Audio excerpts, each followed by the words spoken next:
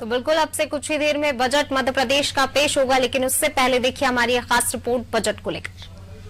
शिवराज सरकार के चौथे कार्यकाल का पहला बजट वित्त मंत्री जगदीश देवड़ा मंगलवार को विधानसभा में प्रस्तुत करेंगे।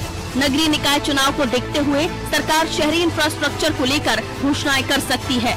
सरकार भले ही आशावान हो, लेकिन विधानसभा में पेश आर्थिक सर्वेक्षण प्रदेश की आर्थिक हालत को बयां कर रहा है।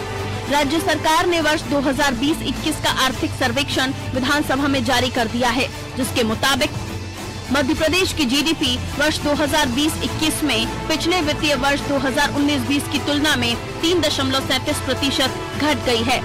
सरकार को अनुमान है कि मौजूदा वित्तीय वर्ष में प्रदेश की जीडीपी 5,60,845 करोड़ रुपए रहेगी।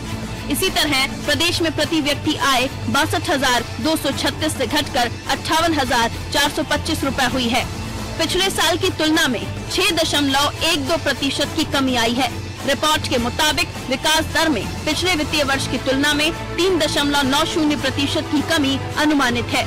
सूक्ष्म, लघु और मध्यम उद्योग के रजिस्ट्रेशन में वर्ष 2019-20 में 3.35% की कमी आई। 2018-19 में प्रदेश में ऐसे रजिस्टर्ड उद्योगों की संख्या 2.98 लाख थी, जो वर्ष 2019-20 में घटकर 2.88 लाख हो गई। खनिज से सरकार की आय में 27.4% कमी आई है। सरकार को 2019-20 में खनिज से 1798.30 करोड़ रुपए का राजस्व प्राप्त हुआ, जबकि गत वित्तीय वर्ष में उत्पादन मूल्य 2,476.58 करोड़ था। बिजली से मिलने वाले राजस्व में 14.86% की वृद्धि हुई, तो 2020 की स्थिति में बेरोजगारों की संख्या 24.72 लाख हो गई।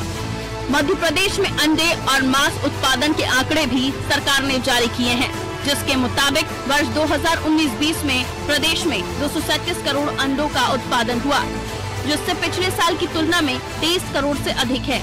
इसी तरह मांस का उत्पादन 2019-20 में 9.34% की वृद्धि हुई। हालांकि इस अवधि में दूध का उत्पादन भी 2,801 मीट्रिक टन बढ़ा। प्राकृतिक आपदाओं के कारण फसल नष्ट होने पर किसानों को प्रधानमंत्री फसल बीमा योजना से सहायता देने के लिए 2020-21 में 799 करोड़ रुपए का प्रावधान किया गया था, जिसमें से 620 करोड़ 83 लाख रुपए व्यय किए जा चुके हैं। 179 करोड़ 17 लाख रुपए बांटे नहीं जा सके। अब ऐसे में शिवराज सरकार अपने चौथे कार्यकाल का पहला बजट पेश करेगी। वित्त मंत्री जगदीश देवड़ा विधानसभा में बजट प्रस्तुत करेंगे। करीब 2 करोड़ 30 लाख रुपए का अनुमानित बजट है। सरकार शहरी इंफ्रास्ट्रक्चर को लेकर घोषणाएं कर सकती है। 102 संपार फाटकों पर आरओबी बनाने के संकेत भी मिल रहे हैं। निर्माण कार्यों में एक रूपता लाने के लिए कई घोषणाएं हो सकती हैं। Research, design and development wing के गठन की भी घोषणा हो सकती है। लोक निर्माण विभाग के लिए करीब 5,000 करोड़ का बजट पेश हो सकता है। बजट में सरकार का फोकस किसानों पर है। किसानों के लिए बजट में 30,000 करोड़ रुपए का प्रावधान है। चंबल और नर्मदा एक्सप्रेसवे के लिए भी वित्तीय प्रावधान होंगे। योजनाएं मिशन मोड में चलेंगी।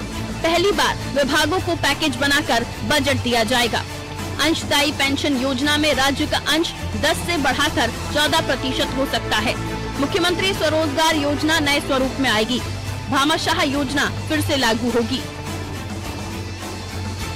मंत्रालय सूत्रों ने बताया कि राज्य का बजट आत्मनिर्भर मध्य प्रदेश के लक्ष्य को ध्यान में रखकर तैयार किया गया है, जिसमें आर्थिक गतिविधियां बढ़ाने के लिए कृषि, रोजगार, कर्मचारी, स्वास्थ्य और शिक्षा क्षेत्र पर फोकस किया गया है। कुल मिलाकर 3 बड़े सेक्टर्स में जनता को जिस राहत की उम्मीद है वो पूरी होती नजर नहीं आ रही।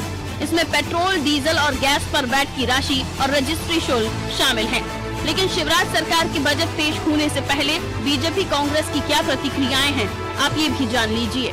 मध्य प्रदेश की सरकार ने बिना जनता को कष्ट हुए, जनता की न सिर्फ सुख सुविधाओं का ध्यान रखा, बल्कि गरीब वर्ग को विशेष तौर पर सरकार ने राहत दी है। माननीय प्रधानमंत्री जी का विजन है आत्मनिर्भर भारत, और अब हमारा मध्य प्रदेश भी माननीय मुख्यमंत्री जी की घोषणा के अनुरूप आत्मनिर्भर मध्य प्रदेश की दिशा में बढ़ने वाला है, बढ़ चला है। और जो कल बजट आ रहा है उसमें इन सब चीजों का ध्यान रखा जाएगा कि कैसे हम मध्य प्रदेश को विकास में और आगे तक ले जा सकते हैं। मुझे विश्वास है सरकार कल के बजट में किसानों, गरीबों, समाज के हर उस वर्ग के कल्याण के लिए काम करेगी जो पिछले 15 वर्षों में शिवराज जी की सरकार ने किया है। कई सारी योजनाएं जो कांग्रेस की सरकार ने बजट के अभाव बताकर या अच्छी योजनाएं नहीं है ऐसा कह के बंद कर दी थी, उन सबको इस शिवराज जी की सरकार में फिर से चालू करने के लिए संकल्प माननीय मुख्यमंत्री जी ने व्यक्त किया और मुझे लगता है कल के बजट में ये सब चीजें आएंगी। बजट से तो कोई उम्मीद है नहीं कि उन्होंने पहले ही लोगों का बजट खराब कर दिया है। 100 रुपए पेट्रोल डीजल और रसोई गैस 800 रुपए हो गई। हर चीज तेल आटा इनकी सब महंगाई लगातार बढ़ती जा रही है और सरकार का कोई कंट्रोल नहीं है। ये डीजल पेट्रोल बेच के और शराब बेच के ही सरकार को चला रहे हैं मुख्यमंत्री शिवराज जी। 14 लाख से ज्यादा लोगों का रोजगार चला गया, 30 लाख लोगों का रजिस्ट्रेशन है। ये इनको रोजगार कैसे देंगे ये बताया जाए इस बजट के अंदर। इस बजट में हमारी मांग है कि वेब टैक्स जो हिंदुस्तान में सबसे ज्यादा है वो कम किया जाए। किसानों की जो ऋण माफी रोकी 27 लाख के बाद वो किसानों को ऋण पूरा माफ किया जाना चाहिए। भोपाल और मध्य प्रदेश में लोगों को, गरीबों को आवास मिले, उसका कोई इस बजट के अंदर आना चाहिए। केंद्र सरकार के बजट के बाद अब लोगों को प्रदेश सरकार के बजट से काफी उम्मीदें हैं। बजट पेश होते ही ये पता चल जाएगा कि चौथी पारी खेल रहे शिवराज सरकार का ये पहला बजट आम लोगों की उम्मीदों पर कितना खरा उतरा। ब्यूरो रिपोर्ट, अनादि टीवी।